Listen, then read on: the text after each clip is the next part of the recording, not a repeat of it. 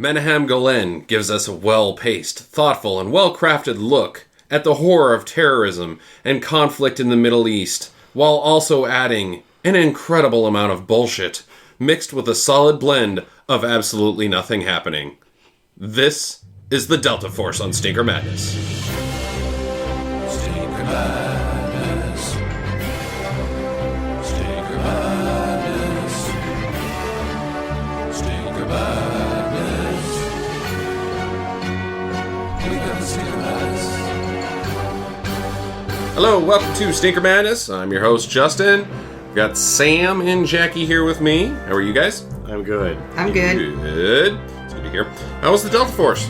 I love the Delta Force every time I watch it, even though it's 2 hours long and nothing happens. 2 hours and 9 minutes. Yeah, it's 2 hours and 9 minutes long and nothing happens. Yeah. Jackie, this is your first tour of duty? Okay, so the beginning, exciting. There's a plane explosion, and I'm so stoked. I'm like, wow, starting it off hot. And then, like an hour and a half of bullshit that you don't care about. And then it redeems itself at the very end with some awesome Chuck Norris fighting. And so I was like back on board again. I did the warning help. That I was like, by the way, we're pretty much out on Norris for the next hour, and there's going to be a whole other movie happening here about a plane getting hijacked. Did it help to have that warning? Yeah, because then I wasn't expecting anything cool for the next hour and a half. So it was like, oh, okay, I know this is going to be disappointing, but he'll show back up, and then I'll be interested again. It's such a weird, strange movie, especially for a canon film, because it is Chuck Norris away from being actually maybe a good movie. Chuck Norris and the motorcycle. Yeah.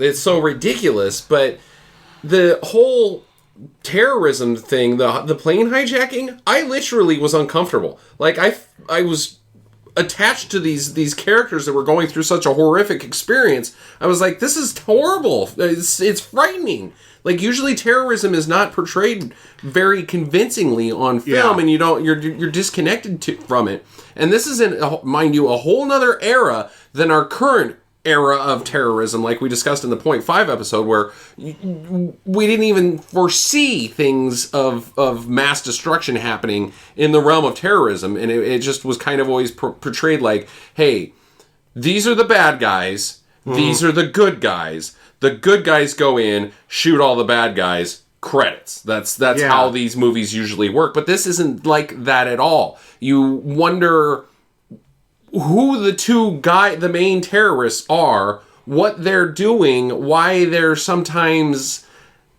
Are they going for, like, Stockholm Syndrome with some of the people? Like, because they're extremely nice to the women and children, kind of. Kind of, yeah. But awful bad guys at the same time at other points, and it's a strange film, and then all of a sudden you got freaking explosions all over the place, and Chuck Norris flipping, and motorcycles, and jumpings, and dune buggies, and explosions, and rocket launchers, and all the other banana business that goes with it. And, go ahead, Jackie.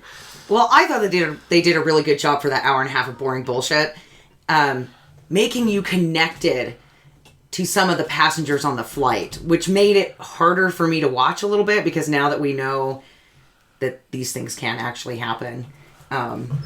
That's it. I do wonder, the character connections were like, oh. I wonder if in 1986, if you had seen this as the exact same person you are now, having never gone through all of the things that we've had to go through, if you would have a different feeling because you're affected by terrorism in a much more different way than you would have been in 1986.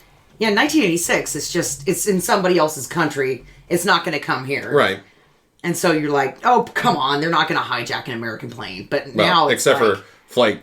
TWA Flight 187 or whatever. Yeah, 159 or whatever it was. But, that this film is based off of. Based on, That happened the year before, in 1985. So in 1986, you're watching, you're like, I remember that happening last year. Mm-hmm. Maybe. I don't know. But it wasn't the same thing, like it wasn't as you're saying, an on-American soil terrorist event. Mm-hmm. Right. And I mean, I was invested in the silver anniversary couple. Oh yeah, where they're taking the men away from the wives is frightening.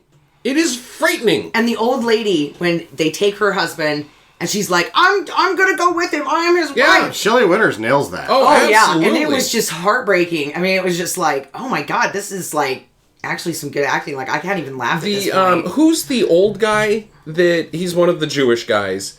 He's, I think, the first guy that gets chosen to go in there. He looks extremely familiar, and it may be just that he looks like everybody's grandpa ever. That's whatever, Marvin Balsam. Right, That's okay. top billing after Norris, and He also nailed it. he's great. Yeah, it's Yeah, that was that old lady that freaked out. She's like, Yeah, I'm going with you. her husband. Also, Larry Geely's mom did extremely yes. Yeah, that is Martin Balsam, and he's sort of like the third guy on this ensemble cast. well. Who barely has any lines. But he's great. Yeah, he is great. Very powerful. The whole hijacking thing was like, I didn't care what the Delta Force was doing. I just didn't care that they were dicking around, jerking each other off wherever they were at, waiting for the go order, red team go. I didn't care. I cared what was happening on that airplane. Yes. And then they get off the airplane and you're like, oh, well. And then the Delta Force starts happening again. Yeah, the movie totally shifts gears as soon as the airplane's over. Like, Chuck Norris has, like, his own gear of film. Uh-huh. Like, oh, Chuck's back. Now we've got motorcycles with missiles. We have punches. We have a guy who's whispering from 20 feet away from another person, and they can still hear him. Indeed. Why does he whisper to everyone all the time with the whispering, Chuck? I also feel like if there's a show to be stolen, it's stolen by Robert Forster in this movie. Is that the priest? No, he's the bad guy. terrorist. He's the main bad guy. Oh yeah. He does a real good job. Yeah, he does do a real good job. I didn't know he was capable of pulling that off. I like would not have Robert- figured. I wouldn't have the lead terrorist in a plane hijacking in 1986. Got to be Robert Forster. Really? He nails it in everything, dude. He is really really good. He is strong. good Like, his performance in The Descendants is probably the strongest performance in a great movie. He's very good in that. I always think of him as the I can't remember the character's name, but the white guy, the cop in Jackie Brown, which is a really not good movie. Sorry, any fans of that. I do not like that movie, but I really enjoyed his performance as just kind of this guy that was in a situation that he just had no experience to deal with, but he was completely cool and calm throughout the entire thing. He's also really good in Vigilante with him and Fred Williamson. That's a fun movie. I haven't seen that one. Yeah, Vigilante's real good. Yeah. For a sleeper, anyway. One of those Long Island sort of budget action movies of the early 80s. So, the movie starts out With the Operation exploding Eagle Claw. with the exploding chopper, as Jackie mentioned. You said it was an airplane, but it was a chopper. Oh yeah, airplane. Chopper. That Pete gets stuck in. He's trapped inside this burning. This is the dumbest thing. But they couldn't get to him because the flames were too high. But he's right next to the door. And there's no flames there. However, I'm sorry, but he's dead. That chopper blew up. It's not like part of it exploded, like a hand grenade went off in it. No, it got hit with a fucking missile and exploded. There's nothing left of that thing. Everybody inside of it is dead. There is no place to go in there to check if anybody's dead, because the entire thing would be just filled with flame. The concussion from the explosion would have killed you. Yes. If you were 20 feet away from it. Yeah, absolutely. Real dumb, but Pete's okay. Pete is okay. He's trapped under something. A Jeep. It's a I Jeep, guess. I think, yeah. The Jeep and the helicopter is on him. What's Pete's job? Well, I think Pete's a beta team leader. Okay. Why is there a Jeep and a helicopter? That's not even possible. We'll get to all that stuff. I have some Maybe. questions about that sort of thing later. I think that it's kind of but implied at the same time that Pete was flying the helicopter. And that's why he's the one that's still in there, is because he was flying it. Maybe. But at the same time, he's at the back with the cargo, and he's got a Jeep trapped under him. And meanwhile, everybody else gets out of the helicopter okay. Nobody else dies during this helicopter explosion. Just Pete gets trapped by a Jeep. They're all like, there's a guy, one guy's carrying another guy and his back is smoking, he was just on fire. Because he was. He got exploded. Yeah. But Pete gets out of there, and you get... McCoy Yes, goes Scott. in and Scott McCoy lifts a Jeep. He takes his shirt off to reveal the the Delta Force collection, camouflage sleeveless. He has to take his shirt off because the Jeep is too hot to touch. Yeah, he burns his hands trying to pick up the Jeep, so he uses his outer shirt to... Like an oven mitt. Like an oven mitt on the Exactly. Jeep to lift it up just enough so that Pete can move his leg just enough so that he can drag Pete out of there. How hot? Let's do some science here. So, okay, How hot? some science after everybody gets fucking blown up. How hot would it be? Is a piece of metal, say a metal bumper on a Jeep specifically, what temperature does it become too hot to touch with your bare hands? I don't know. When the bagels come out of the toaster, they're too hot to touch with your bare hands. I think To a be toaster is going to be within the region honest- of maybe 250 degrees. But And that's dangerous to start grabbing bagels out of No. that thing right when it pops up. nobody's going to be alive at 250 degrees. Can you do it at 170 So degrees here's metal? something that, because I had a heat assist laminator for a while, the top roller will get hot, and the hottest that I could really leave my hand on it, it's like once you get past 135, it's too hot to touch. I had to run it at 150 a couple times, and you don't want to leave your hand on it at 150 degrees Fahrenheit. Can a man survive An explosion in, in a helicopter in an under a area Jeep? where metal is at 135 degrees? Based off For of a your while. estimation. I don't know. Wouldn't it sear your lungs? I think it sears See- your lungs at like 134 or something like that. So if you know the answer to this, podcast us up. Yeah. Comment. Get on the Twitter. I think everybody's dead inside that Well, helicopter. the problem is it fucking blew up. And I think Chuck is also dead by just going into it. But it's open, so who knows? They're getting some fresh air in there. Nice cool breeze. It's a nice, yeah. It's They are in the Arabian desert. It's Nights. pretty cold there. Well, he gets him, he saves him, and they get on the Delta Force plane and take off. And they have the JATO rockets on the Oh, side. the JATO rockets which on they the side are of not the- on the side of the other thing. And that's just something that I've actually read, that you can do that if you have a very short takeoff. I can understand it. But when they put it in the movie like that, you're like, what the fuck are those doing on the side of that? the C-17s or C-130 cargo. yeah, C-130s. Yeah, but don't forget that the general almost leaves Scott there. That's his thing. Scott and Pete. It is Scott's thing to It's- get yeah. ditched. He's always late. Yeah. Because he's always, you know what, He is always late. he's just going to do his thing. Is he ever on time? Well, he has good excuses at least twice. Once he's saving Pete, the other time Yeah. he's beating the fuck out of Robert Forster. Yeah. And he was on time when he set off the explosion underneath the But hostages. he wasn't on time when he decided to rejoin the Delta Force and become a major. When he decided he just couldn't eat his potato salad anymore because the world of terrorism disgusts him too much. If you haven't And seen who this eats- movie, you have got to be confused as shit right now. Wait, potato salad? and Potato who eats salad? potato salad in a horse barn? Okay, so not only that, his dinner was Budweiser, potato salad, and a slice of wheat bread. Numbers, Scott. God. So apparently his pension is not very good. Or he's just one of those he's really bad at being a bachelor. Yeah. He's like, this potato salad will make it to where I can drink all of the beer I want. Soak it up. Yeah, well, meanwhile, at an airport, and where do we know where the airport's at? So the airplane leaves Greece. Greece, okay. And I believe it's going to stop in Rome and then go to New York from Rome, is their original flight plan, it is said at one point in the movie. Okay. Well, at this Grecian airport, there's some bad guys. They're obviously bad guys because, well, let's face it, they got mustaches. Well, they're swarthy Yeah. and hairy. Uh-huh. Therefore, they are evil. And they Which- and they have sunglasses too. Yes, well, Robert Forster's terrorist character, he's pretty clean cut. Yeah, he is clean cut. Got a very well-kept mustache. Slick white suit You with see a red him, shirt. and you're like, I don't know, this one here, I'm not sure about. The other two guys, definitely terrorists. I think it's easy to spot Robert Forster because he's wearing sunglasses inside. Yeah, It's inside. just it's a dead giveaway.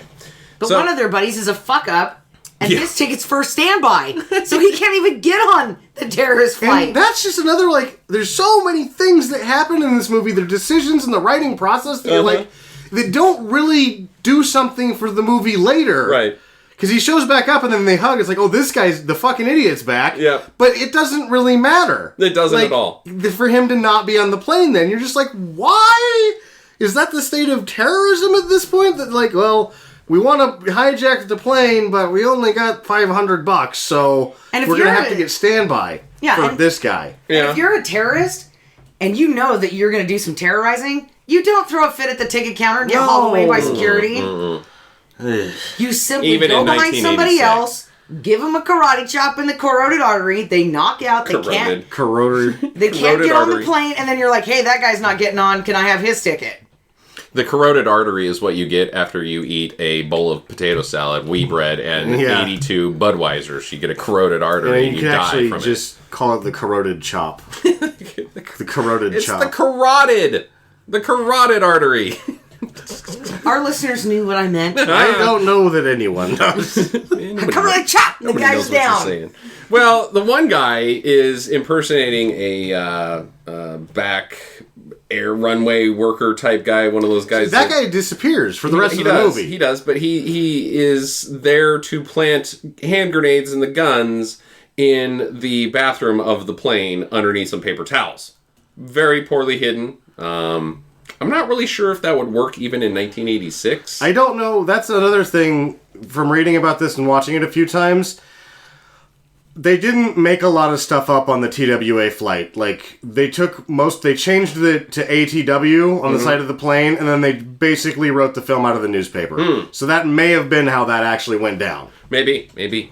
I'm not a history expert on the TWA hijacking. Well, that's true. And I mean, how many airplanes do you get on and then immediately pull the paper towel rack down to see if there's a gun behind there? There's a paper towel rack on an airplane bathroom? Yeah. No, you take a poop or a pee-pee and you're just sitting there like, well, I don't even have toilet paper. They're minimal facilities inside of one of those bathrooms.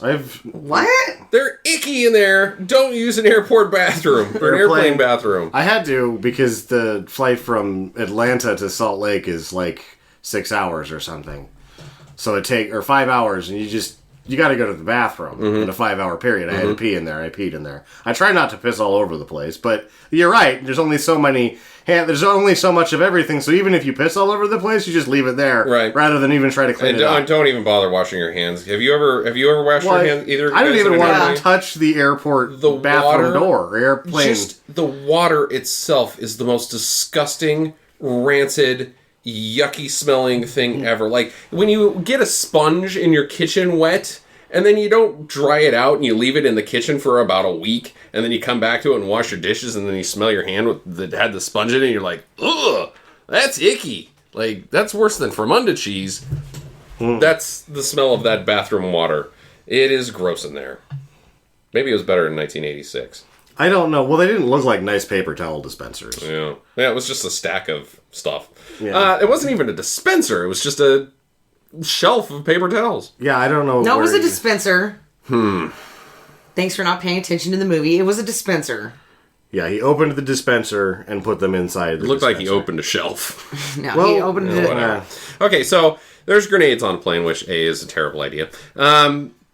So it's everybody's getting on and everybody's headed back to America. Lots of Americans on this plane. Lots of them. Very few Europeans or even guys just getting a connecting flight from Greece to Rome. Everybody seems to be an American. Specifically, everybody that has lines in this movie. It's also one of those flights where everybody talks to each other. Yes. Well, they started talking to each other in the airport. Yeah. Everybody's besties. Gonna have a long flight. Better saddle up next to somebody.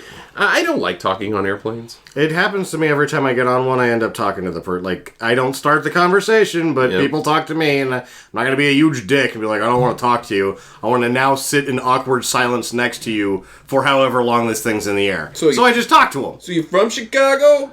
Chicago? No. Yeah, What does it's- Chicago have to do with what is- anything? Oh, well, I'm from Chicago, so let me tell you about me. No. Jackie likes to talk on airplanes. I do. She's one of those people. So, Put yeah. on my earphones and fade away. Hey, when the last flight that I was on, that I chatted somebody up on the airplane, you were sleeping, Yeah. and this other person started talking to me, and I was like, well, because I had my headphones in and everything, and the waitress came by and gave me some peanuts, and then he started talking to me, and I was like, well, okay, now it'd be rude to put back in my headphones. And then Good story. So in Yeah. the Delta Force Yeah, movie, the Delta Force movie. they're on an airplane too. They've got airplane people problems. Yep. But very soon they become, oh shit, airplane people terrorist problems. Right. Because they get the guns and the hand grenades. They don't even out. really take off. It's like, oh, we're in the air. Terrorism! Like, they haven't even left They're in the air when airspace. once the plane is in the air, like the second they're allowed to take off their seatbelts, they're hijacking that fucker. Well, I don't even know if they had permission to take off their seatbelts. It's like they're at like 200 feet. Like, Yeah, yeah, it's- it showed it that they didn't have to wear their seatbelts. And then the guy took off his seatbelt and ran into the bathroom. And the little kid was sitting there watching him. Yeah, the time that from when they take off to when the terrorism happens is very, very quick. Yes. Once it's in the air, they get to business. Yeah. And the kid says shit. Which Shit. is fun. He's like, oh shit.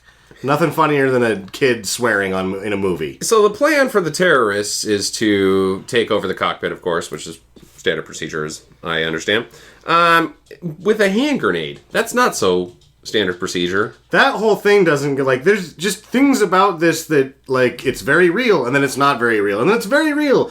And the way that whole thing goes down with him trying to get her to open the cockpit door, and then when it opens, he's standing in the wrong place, so it hits him in the fucking face, Right, which and he causes drops him the to pin drop of the grenade. which doesn't matter. It Because eventually- if you pull the pin, it doesn't matter if you've dropped the pin or not.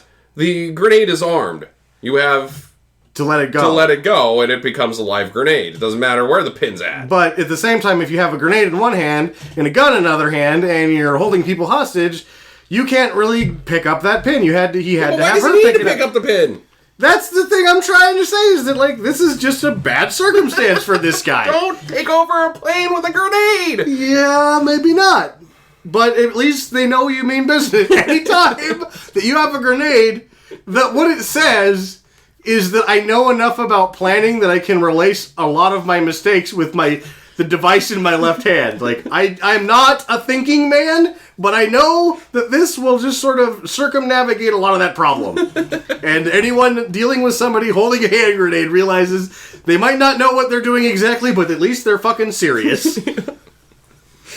Well, the pilot is savvy enough to flick the emergency switch without the terrorist really knowing that he does it, which sends the signal out to the masses that this plane has been hijacked, Yeah. and eventually gets word to the president. The president authorizes Delta Force to get involved. To assemble. Yeah. A Phase 3 alert. What we need to do is get some guys together. Don't do anything with them yet, but you round them up. Round Right. up the boys. In the warehouse, wherever you guys keep your stuff, just go there, hang out, wait for the call. I like that also when they assemble the Delta Force, Robert Vaughn, who's the general, he comes in. General and Woodbridge. General Woodbridge, and he says, we need to make a plan, boys.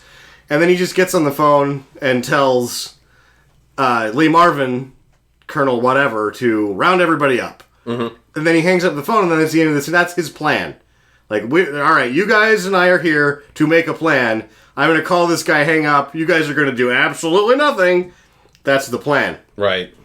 You know, we should mention also that this is movie number 2 in a ongoing series of Inaction in Action. Carl's top 3 non-happening movies. What did you think of this film, Carl? Carl is sick. Carl? Where's Carl? Carl was supposed to be here, damn it. Well, I got sick. What do you do? Yeah, so... It's going around. stay tuned for Carl's return Well- next Sam pick. Well, then it'll be fine, because Carl probably knows a little bit more about Megaforce than I do, whereas I know quite a lot about this. I might know more about this one. You should dual roll Sam and Carl at the same time. I don't know about that, but I know I'm more just going about to go this to you one and be than- like, so what do you think, Carl? You have to do your Carl impression. Well, Chuck, as we know, is eating potato salad while they're assembling. Is he unreachable? Like, why isn't the first call like, Chuck, we need you? Because Lee Marvin, he quit, so Lee Marvin is operating When under did the he quit? assumption... He said at the beginning of the movie, when we get back, I quit. Why? Because the shit went down with Operation Eagle Claw the wrong way. They were going to leave Pete behind. He doesn't like it anymore. He's out. Huh. And he also, because he's out, has let his shit get out of control. And this is the only movie that you get both Norrises. You get the mustache clean cut Norris, and then you get the woolly Norris. Right. and he's with the potato salad. He's let his hair go, and he's the Norris basically from Invasion USA. You don't have mullet Norris though. He's just got Norris hair. Norris it's not hair. mullet. Yeah, It's the same all over. but Doofy. Pete did call him. He did call him, I guess. No, Or but Steve James called him. No, I thought it was Pete, not Steve James. Well, Yeah, somebody Pete called called- Billy is Steve James, right? Somebody calls him. They don't get a hold of him, but he sees the news happening on the TV. Bobby is Steve James. Yeah.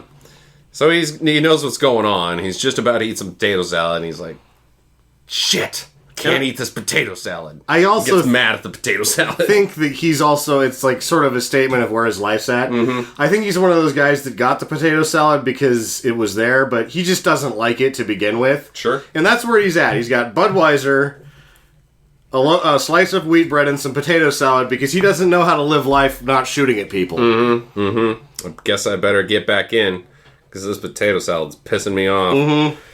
So they're loading up the plane and getting ready to take off wherever they're going, and they've got motorcycle guys just ride their bikes up into the plane. You already know that there's going to be some dune buggy action later because they got that in there. And hey, did you get a hold of McCoy? No, maybe I don't know what's going on with him. Then he just shows up. I'm ready to go. I bet he's on his way. Yeah, Yeah. sure enough, he is. He shows up, and he's got a 4x4 because he's Chuck Norris. This one's a Blazer. It's got a Yosemite Sam sticker on it. Mm-hmm. It's probably his car. Well, meanwhile, back on the plane, as we know, now these guys are theory. The bad guys are theory is that they're Palestinians or Lebanese. Beirut. Well, no, I don't know. Maybe whatever. Which is Lebanon. So, anyways, they have a problem with obviously Americans, Western civilization, specifically 3 Marines, Navy guys that are on the plane. They're divers. I don't know what that means. They dive. They dive. There's also some Jewish people on the plane, Israelis, and so they round all these guys up. There's a whole sequence of things that have nothing to do with the plot about how they round them up, but it is frightening. The feelings of the world. Again, here come the feelings of the world. Round up all the Jews. Then the stewardess, she's like, I can't, I'm German. And then it goes into that whole thing. You got... She can't because it's too familiar to the Holocaust. Yes, exactly. Rounding up all the Jews. And then you have Martin Balsam's character. Was part of the Holocaust. He's got the tattoo. That's right. Yep. So, there's just He's all this... here we go again. All this reality starts pouring back into the movie. And you're like, holy shit, this is heavy. This is a really good, heavy hijack movie. But then they show you, remember, Chuck Norris. Don't forget Chuck Norris is in this movie. Don't you forget where we're going to end up here. Don't get too serious. Yeah. So they take all the Marine guys, the U.S. Marines, and the Jewish people, and they put them in first class. The Jewish men, not the ladies. But they're all up there in first class, so I guess they can get abused. George Kennedy takes one for the team. He's not technically Jewish. He's a priest, a Catholic priest, but he volunteers because, you know what? Hey, we're all playing for the same team here. Us against you guys. So I'm gonna be with these guys. George Kennedy's great. Yes. You got a problem with George Kennedy, you got a problem with this guy. Which isn't really saying much because George Kennedy is a huge mountain of a man. Yeah. I am not. He does not need me on his side. He has, when he did, at various points he puts his hands on people, you could just tell the scale of the man, because his hands dwarf other people's shoulders and heads, and the guy's hands are giant. It's like he's holding a basketball, but it's a whole person instead of a basketball. He's a big dude. They put the Jewish guys and the Marines in first class, and they're landing the plane in Beirut. And I think that this is all part of the plan for these guys, is to land the plane in Beirut. I don't know why they chose Beirut or whatever, but the plan is to get more terrorists on the plane. Yes. So they land in Beirut. The little machine comes over filled with terrorists, 20 guys. Yeah. And they fill up the plane with terrorists. Now, Delta Force is thinking that there's only 2 guys because that's the intelligence that they have been given. That they could easily take a plane with just 2 terrorists in it. We're going to storm this plane. So the bad guys in Beirut take off. They head to Algiers. I don't know what's supposed to happen in Algiers. I don't either. For the terrorists. I know what's supposed to happen in Algiers for Delta Force. They're going to kick ass. Yeah, Yeah. I'm not quite sure why they went to Algiers. Is there, like, more terrorists to pick up in Algiers? No, because or- then that's where they let off all the women and children. Yeah, oh, that's right, okay. And then the stewardess tells the general, hey, look, you know, they did a little switcheroo in Beirut. Like, now there's a whole bunch of terrorists on there. So the general jumps in his Jeep. Played by, I turns on believe, the- Marvin. Yeah, turns on the siren and stops the attack. Right. It's Colonel Nick Alexander. Yeah. Sorry. Yeah. Well- Because it's General Woodbridge? Woodbridge? Yes, General Woodbridge, Colonel Alexander, and Major McCoy. Okay. That's the chain of command we're working with. Underneath the mentioned but never seen president. Yes, indeed. So, just the siren that he's sounding. Why can't he get a hold of the guys via radio? He gave them the green lit. They haven't. I will tell you that exactly right now. Please do. Because this is an action movie that has no action in it. Oh, right. So what there happens is they kick in the music periodically to let you remember that this is an action movie.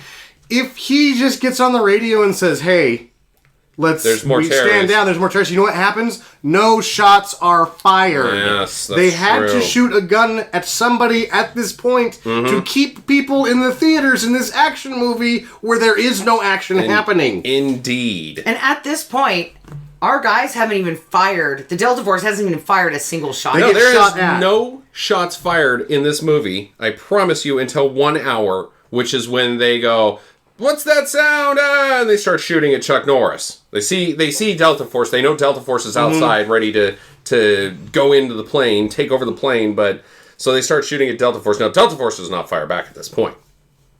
But They just get shot at. Someone gets shot at. Something gets exploded. Yep.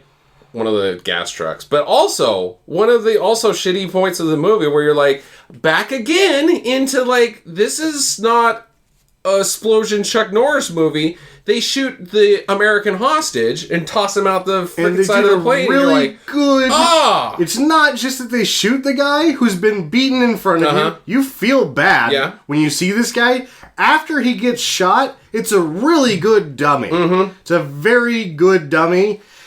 It lands on its head. Yeah. It's a horrible way to go. Yeah, it's not a pleasant shot. And you know, at that point, that guy was thinking, should have done something in the very beginning when I was thinking about it with my other two buddies. Yeah.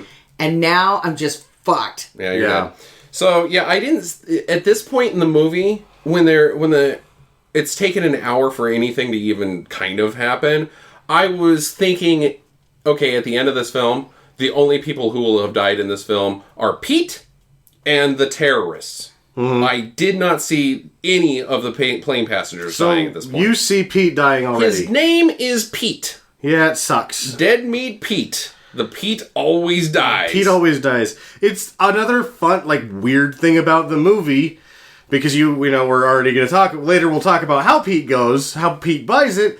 The beginning of the movie is saving Pete. So it's just strange to hey Norris, go save this guy that's going to not make it through the movie. Yep. Yeah, no, I saw that coming a mile away. But now, terrorists are like, abort, abort, abort, we're going back to Beirut. So they head back to Beirut, which is where they have the male hostages in some church. School. They're in a school. School? Across from the church.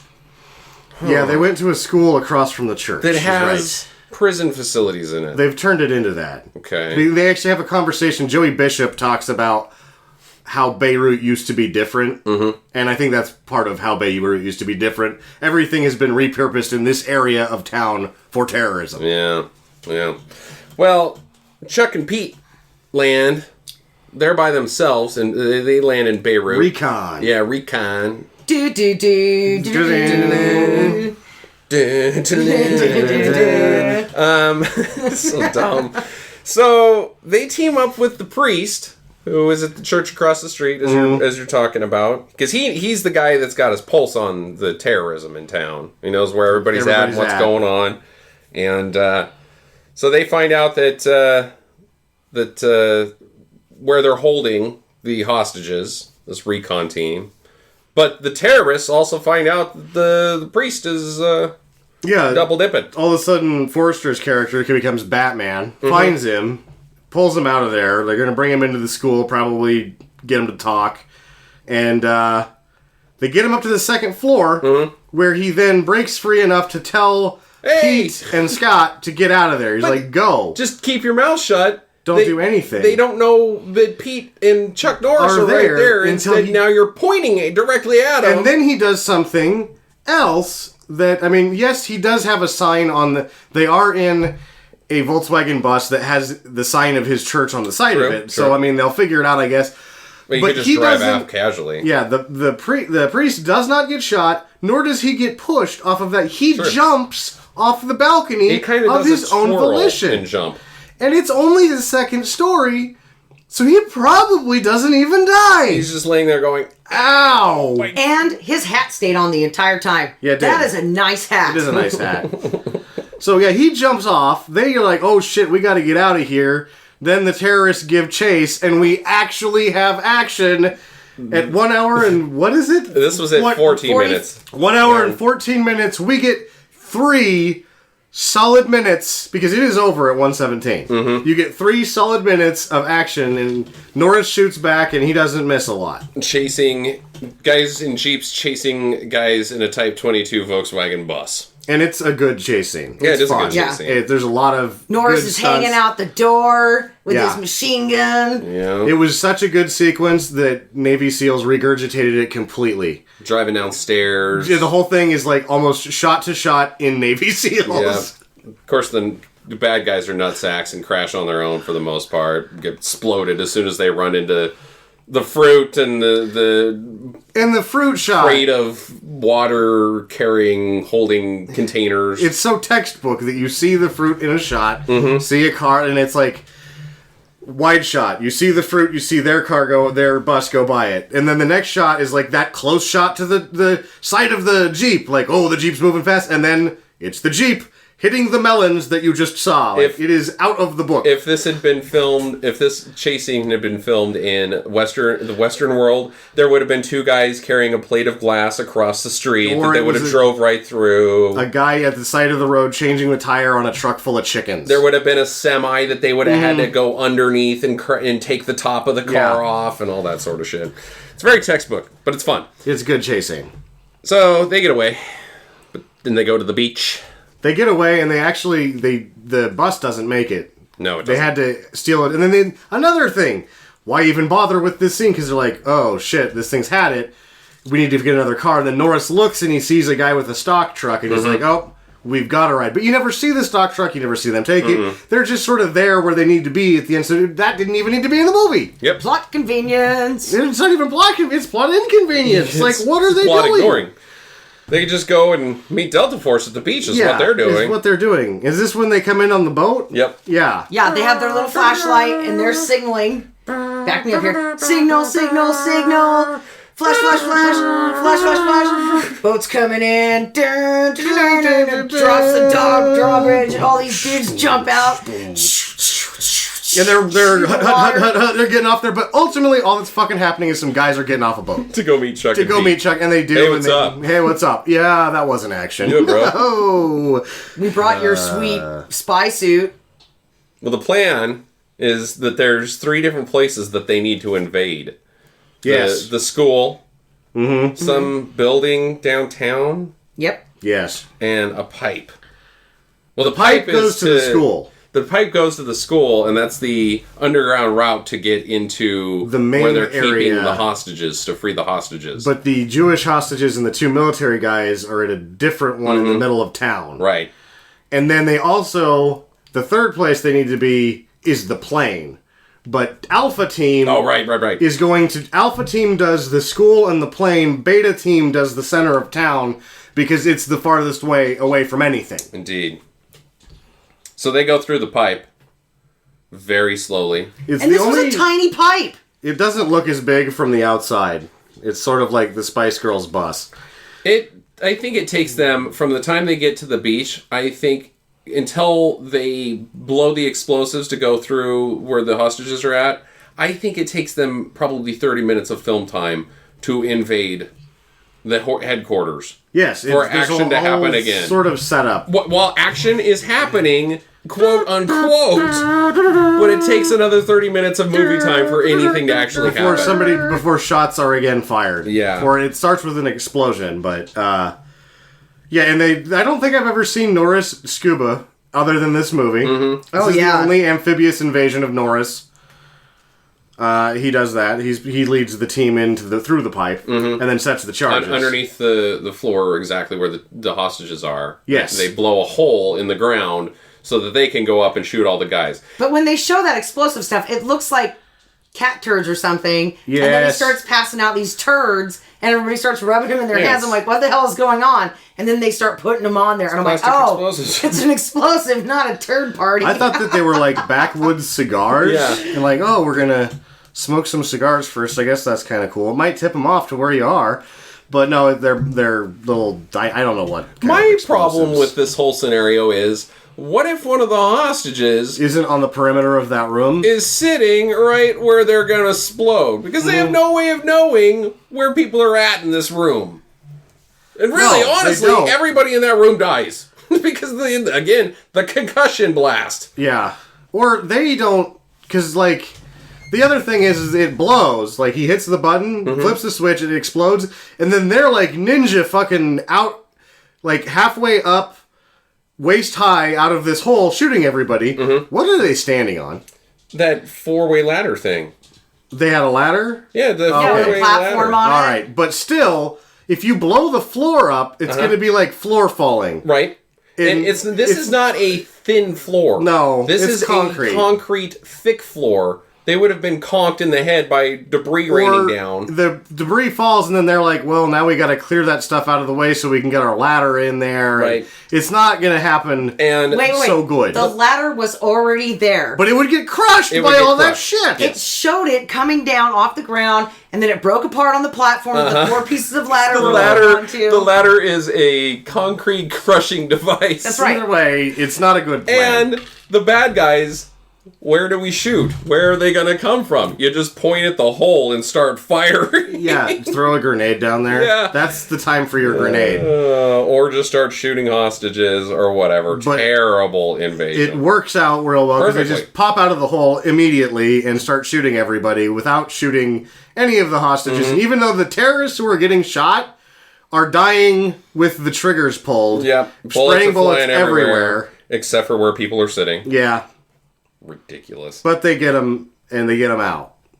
Or they get in there and they get to them, and then Bobby, Steve James' character, takes over that, and then Norris leaves because he's just sort of the guy that is the troubleshooter of the Delta Force. He just needs to be somewhere where he can shoot somebody again, and he starts doing that. Well, this now is not SEAL Team 6, a quiet, still stealthy invasion. This is all teams go now. There's shit exploding all over the place. Dune You got buggies. Dune buggies, gunfights, bazookas, motorcycles are jumping all over everything. And Lee Marvin's killing people with very limited amounts of bullets. buildings are exploding with his one gunshot. Yeah, he pulls the trigger. He's doing 3-round bursts, and it is doing catastrophic damage. Yes. There's also a guy hiding under a spring mattress. The second terrorist from the plane. Yeah. Why is he hiding under there? Being sneaky. I guess. Well, it's not very good because when you walk into the room, you'd be able to see him down there, but they don't. And in one shot, he's not down there. Right. Like there's a shot where he's definitely not down there Underneath the but bed, yeah. he is there, I guess. Norris shoots him, delivers his capital line from this movie. Sleep tight, sucker. It's a good one. I enjoyed it. There's a radio guy radioing into Robert Forster. Get the hell out of here. They're invading. Norris kicks him right in the face and shoots the radio. Get the old boring conversation anyways joke 20 Yeah. times. Loud and clear, buddy. That's what he says. Yeah. So Chuck Norris is on top of the building invading. Lee Marvin's still down on the ground invading. Invading. Chuck needs to get down on the ground. He actually fast. saves Lee Marvin by there's a gun position. He kills those guys and relieves Marvin's team of the gun position that was bearing down on them. But then Marvin's like, what are you doing? You're up there fucking around. Yeah, get down here. Get down here. I need you down here fast.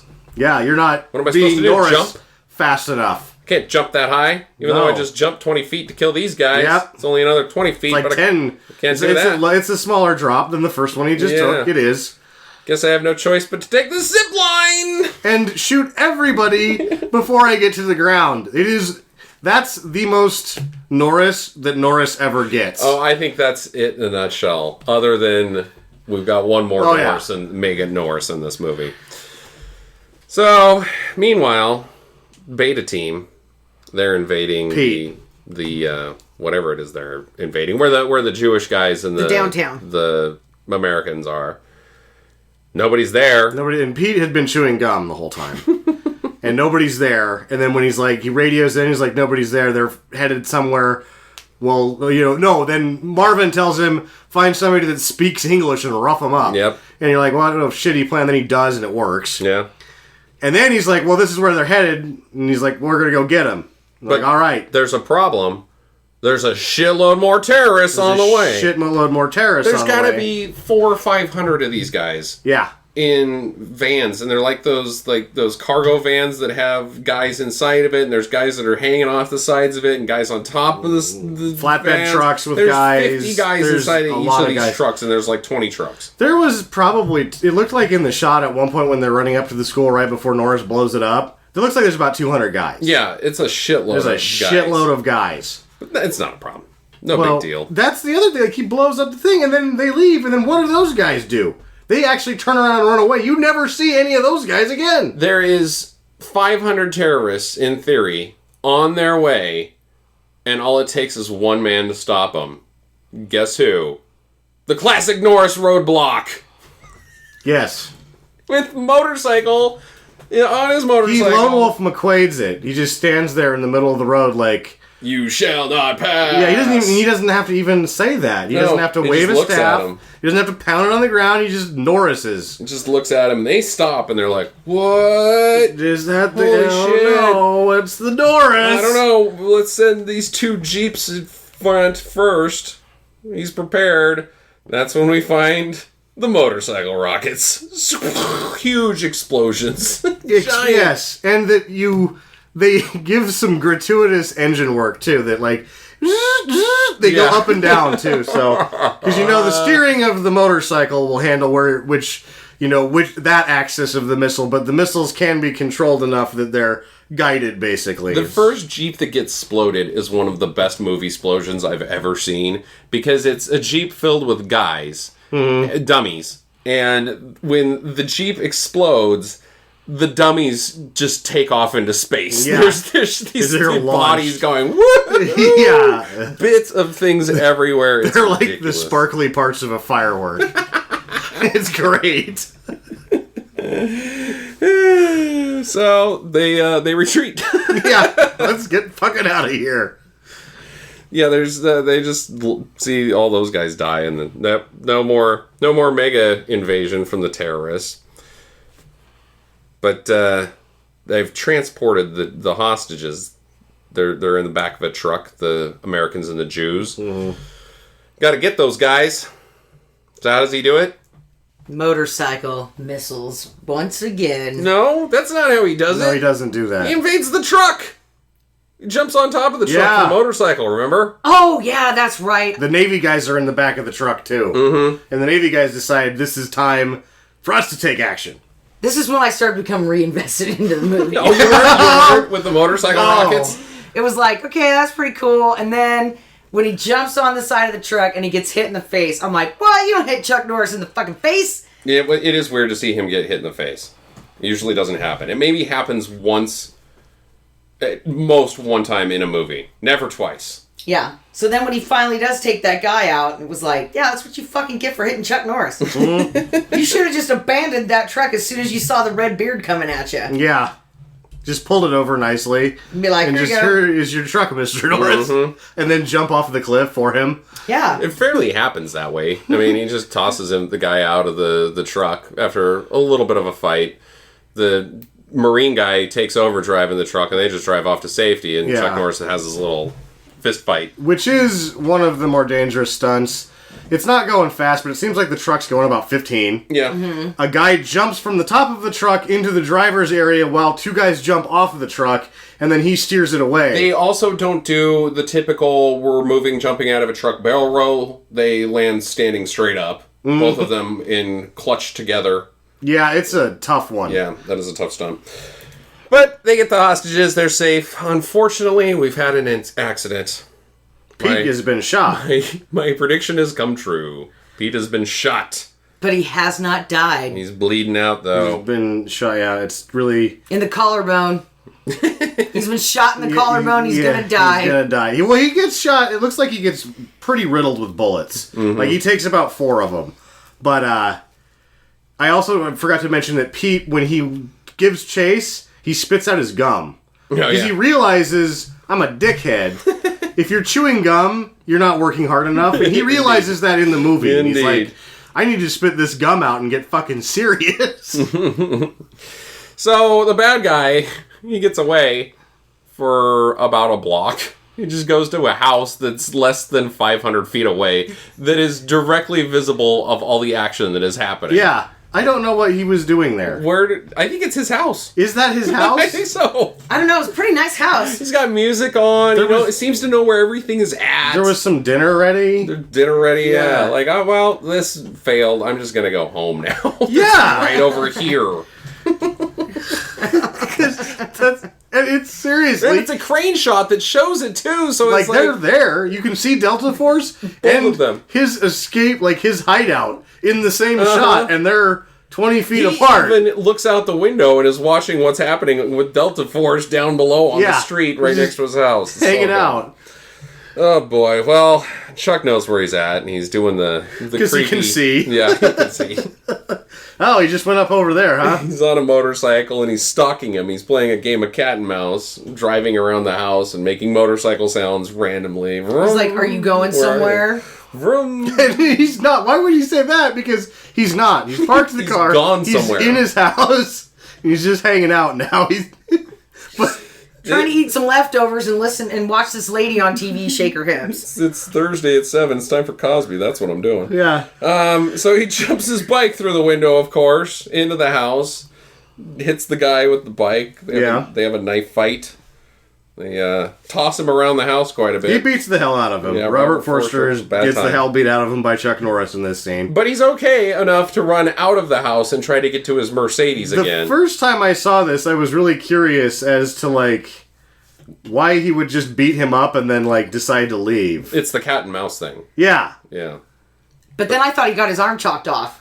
When he jumps through the window. Chuck jumps out of the house through a window. He goes into the house through a window and comes out of the house through a window. But then after he smashes Forrester's arm in the car and beats the hell out of him some more, he doesn't go around. He goes back in the window and through the other... I guess his bike is still in there. His bike is still in there. Okay, so he has to go back in the house. He drives through the front door.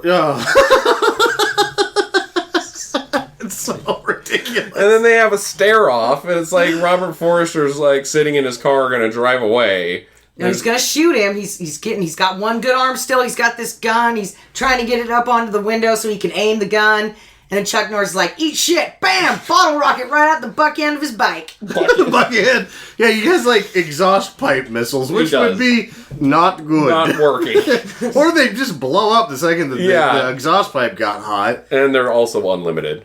Yeah, he uses them quite a lot. It's one of the sweet. This is the second very iconic Chuck Norris moment that I would define, where shooting a missile out of an exhaust pipe of a motorcycle and blowing up the bad guy, and then just riding off without looking back because you're that badass. Yeah, indeed. So they Lee Marvin's team. Which team is this? Team Alpha. Team Alpha. Team Alpha and Team Beta have rendezvoused. Yeah. Outside of the plane. They got to take the plane. And they do.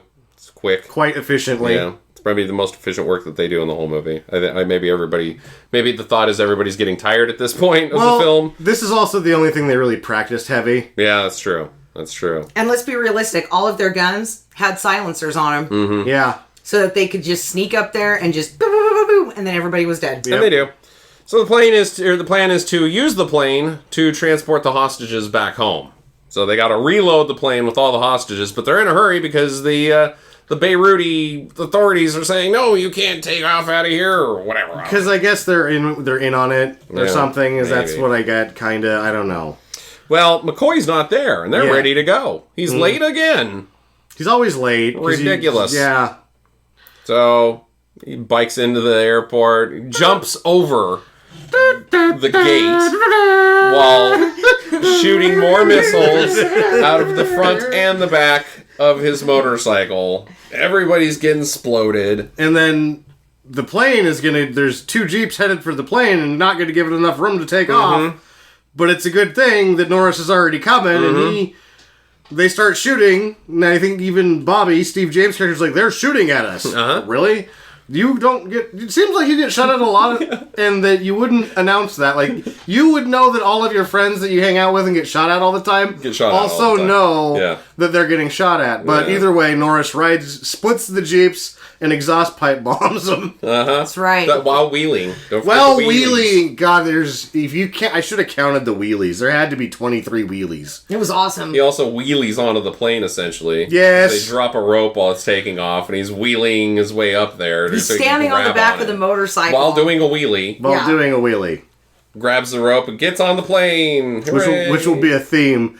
Motorcycles and wheelies will be a theme in 3 weeks. Oh, good. Plane takes off. It's time for Budweiser's. For everybody except for one guy.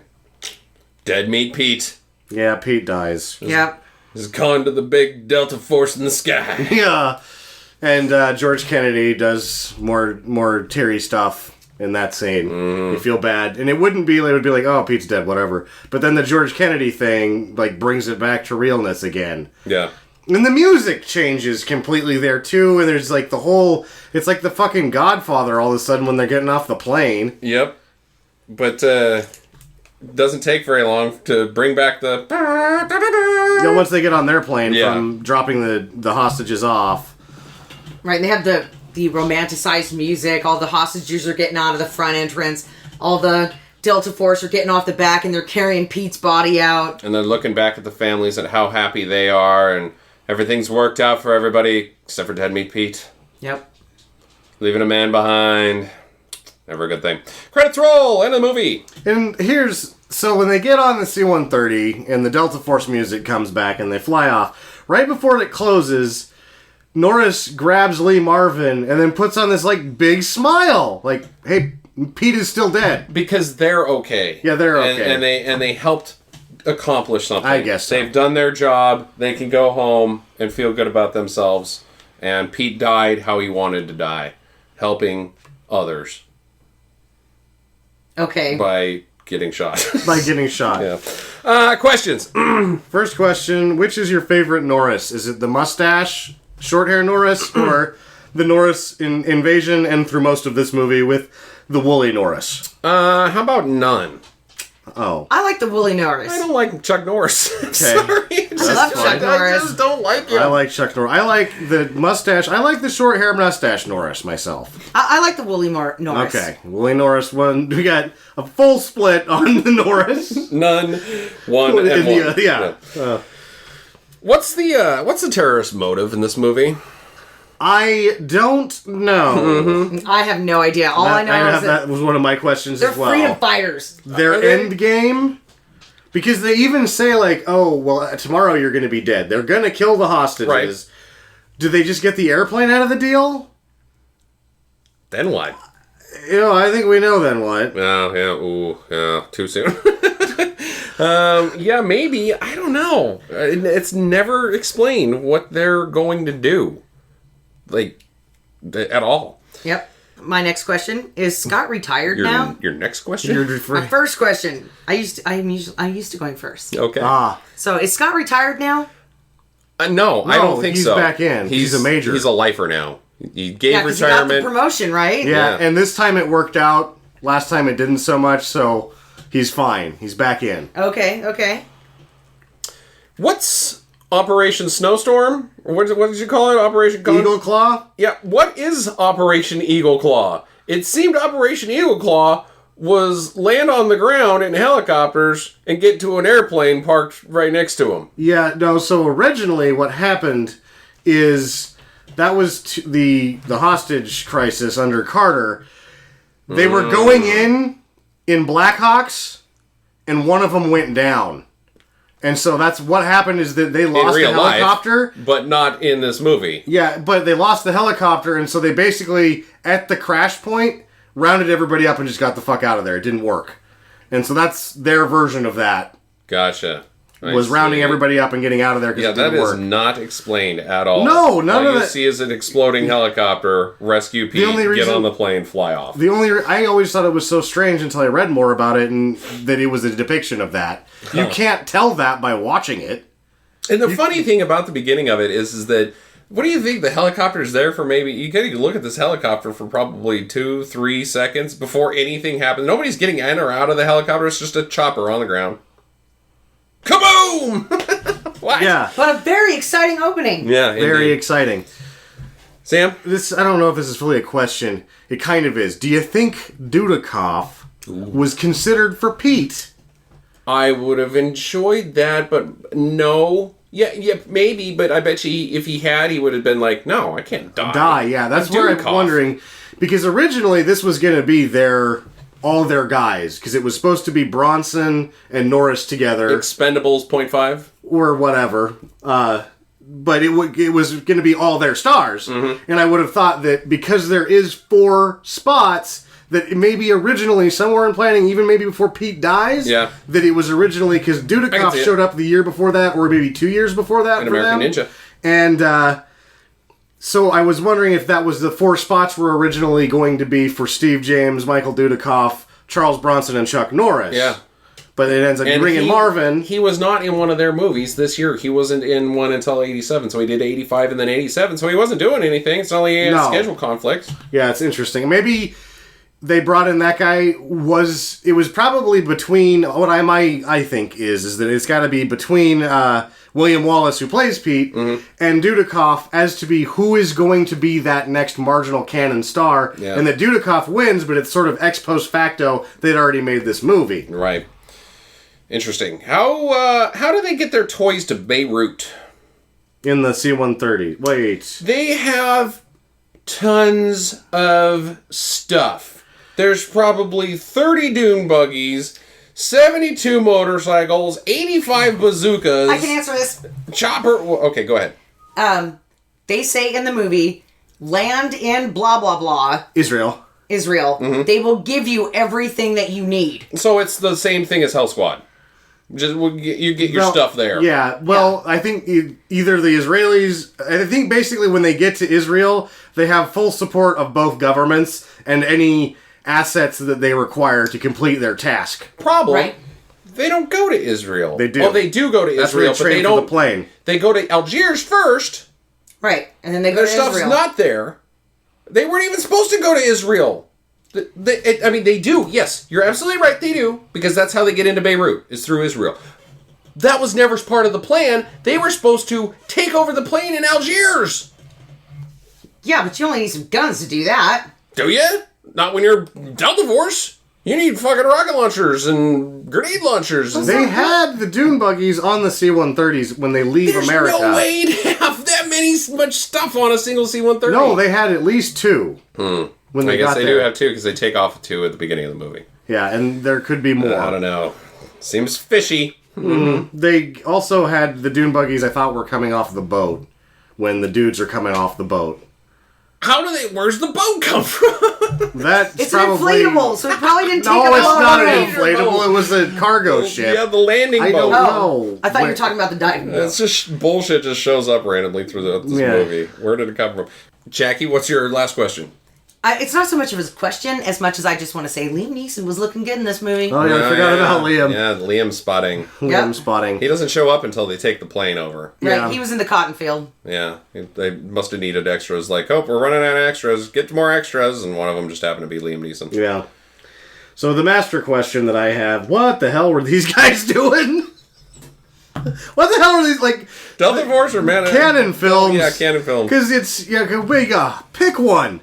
What are you doing? Is Yep. it are you soapboxing? Are you making an action movie? I think that you can ask that question through the whole time. What the hell are you guys doing? Indeed. I don't have an answer.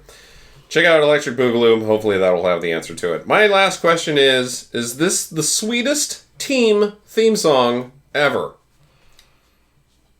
It's very catchy. Yeah. Because they used it for the Indianapolis 500 for years, Ooh, yeah. I would say yes. Yeah. Yeah. It's like the music in this vastly the sequences in the airplane are very good, but the music in this is fucking amazing. Yeah, we'll have to, it's too good for the movie.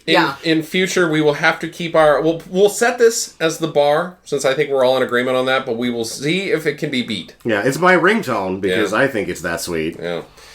Recommendations? Do it. Do it. Do it. There you go. There's your show. Get to the chopper, unless it's being flown by Pete. Visit us at www.stinkermadness.com. Follow Stinker Madness on Twitter at Stinker Madness. Please rate and review us on iTunes and Stitcher. Thank you for listening, and get to the chopper. Manaheim. Mekalakahain. Well, you can't get the first one out. That's just funny. The first word you find.